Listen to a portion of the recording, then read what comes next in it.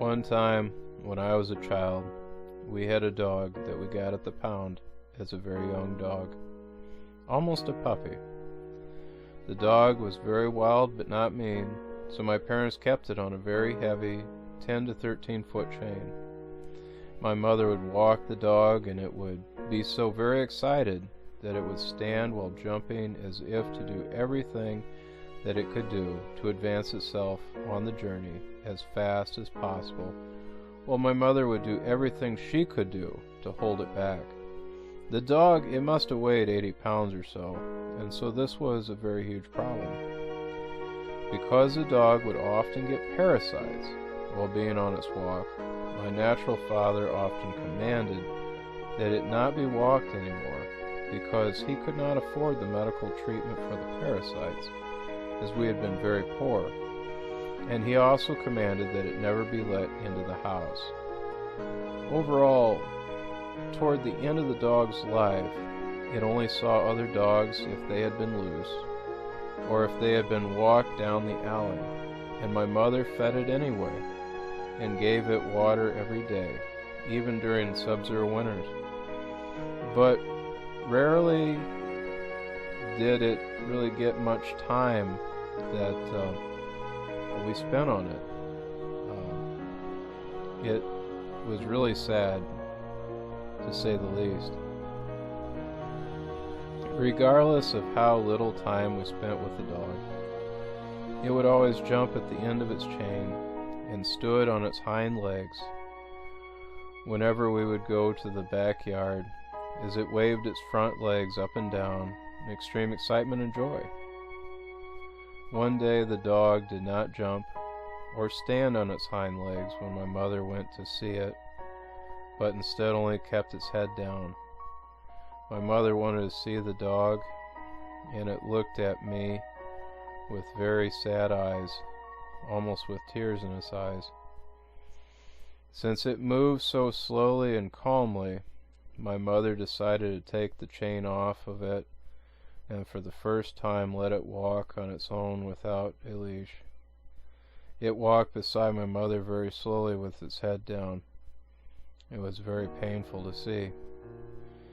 My natural father put the dog on the back of the truck, and we took it to the vet, and the vet said that it had cancer, and that there was nothing that she could do but put the dog to sleep. Since we live by a steel mill, cancer greatly affects most anything that lives here. The vet put a needle in the dog, and we all watched the dog's life slowly fade away, as I believe that my mother and I slowly petted the dog until the end had come.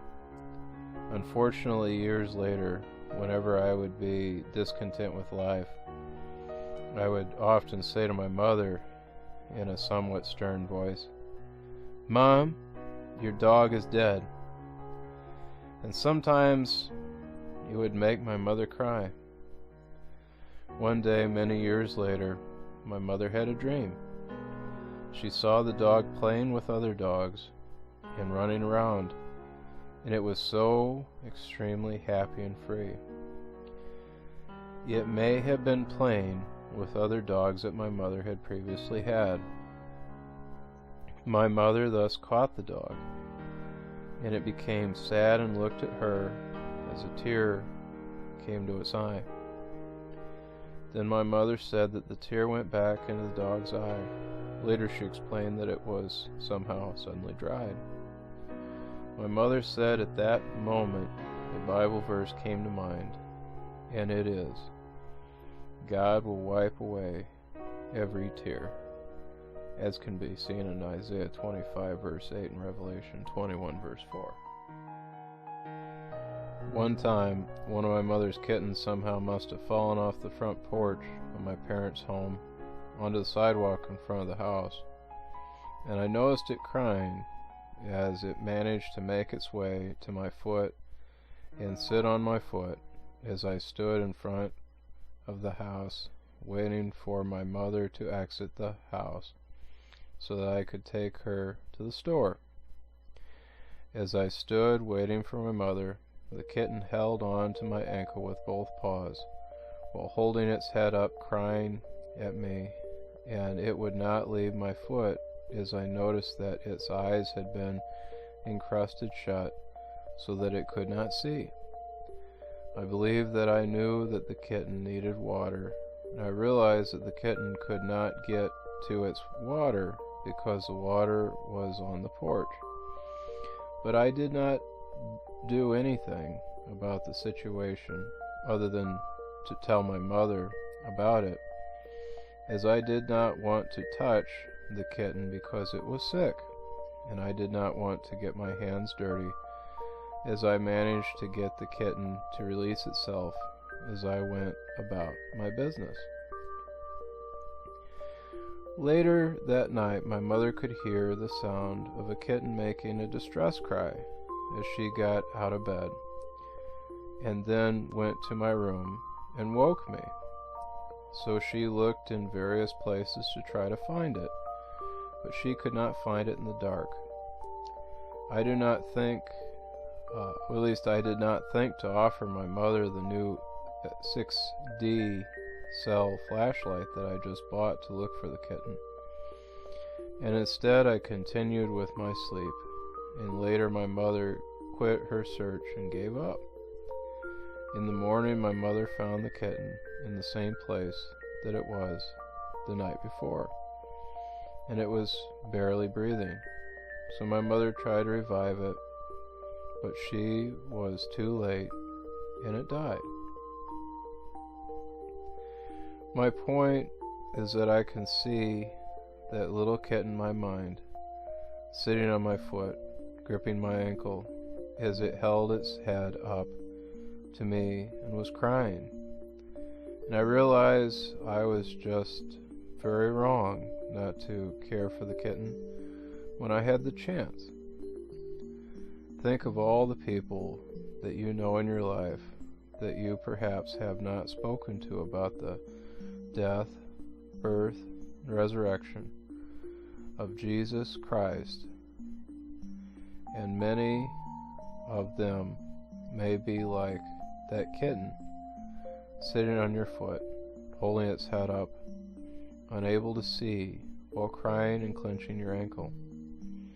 What if you know this, and for whatever reason you had been too busy, did not want to get your hands dirty with sin, or for whatever reason you just did not want to take on the burden, so you told someone else about it, who did not understand, and just like that kitten that died without that drink of water, so the Lord takes that person away in the flash of an eye, and without you at least offering that person a taste of living water. Usually my mother takes care of her own cats, but this is no excuse for me to have not helped. I think we should not live by the example that I just gave with the kitten, because it is a bad example, and for that reason we should live by a higher example. I learned a powerful lesson with regard to the kitten that died, and because of the frailties of man, we must be taught by God and by God alone. Every action, every breath we take, and every move we make should be an icon to Christ that not only transforms the world by Christ working through us, but also reveals Christ's personality, will, and work through us to be a light to the lost and a cure to the sick. One time when I lived in a rather sizable city with tens of thousands of people, I can recall often seeing an elderly woman pushing her shopping cart full of her belongings that she kept in trash bags. She pushed the shopping cart down the street. In fact, as I would be driving to my usual destinations, I would sometimes see the woman pushing her shopping cart along the side of the road. One day in particular, I saw the shopping cart outside of a restaurant, So after I went in and ordered my meal, I saw the woman inside and asked if I could sit with her, as I recall. As we spoke about practical matters such as hunting wild mushrooms and various tactics for finding food in the surrounding wilderness, what became clear is that the woman was of very sound mind and rational. In fact, she did not appear to have any kind of evident spiritual or emotional problems that would prevent her from being in communion with other people. After we spoke for some time, as observers may have thought we had been friends, we started walking to the exit. As the woman went to her shopping cart, I told her that I had something for her. I told her that I had a sleeping bag that I wanted to give her, and at this she appeared startled as she said, "But what will you sleep in?" I told her that I would need to get it out of my van, and at this she looked stunned and amazed. "You have a van?" she said. I let her know that she did not need to worry about me because I had an apartment. And at this the woman appeared to really be stunned, with almost total utter disbelief as she said, "You have an apartment?" I then told the woman that the sleeping bag would need to be washed, and I gave her some money to wash it. It would have been nice if I would have known that I was going to see her, could have been prepared, but I wasn't. A few weeks or so later I was driving, and I saw the old woman pushing her shopping cart covered with the sleeping bag. Then after that day passed, I do not think that I ever saw her again. When I think of her stepping into eternity, shunned by the world because of what she was not and did not have, it makes me think that what she had may have been what was most important of all.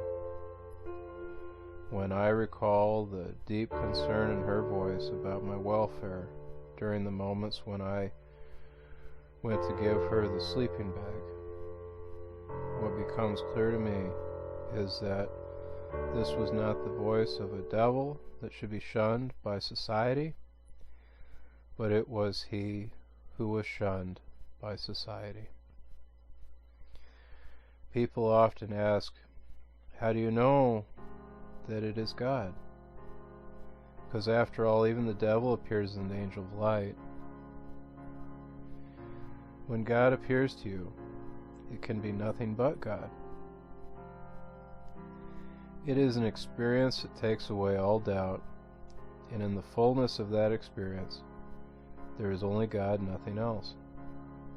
Seeing God in His glory is like being part of the sun in the sky. There is no sky, only God. Fear, pain, negativity, doubt, and anger are not known, nor can they be thought of. The eyes are limited in what they can see, and the mind is limited in what it can understand.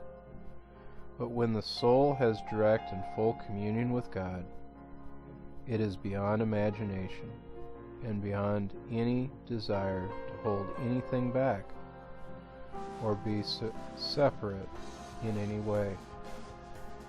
All desire for self is abandoned, and there is no I, only God, and in God there is pure bliss.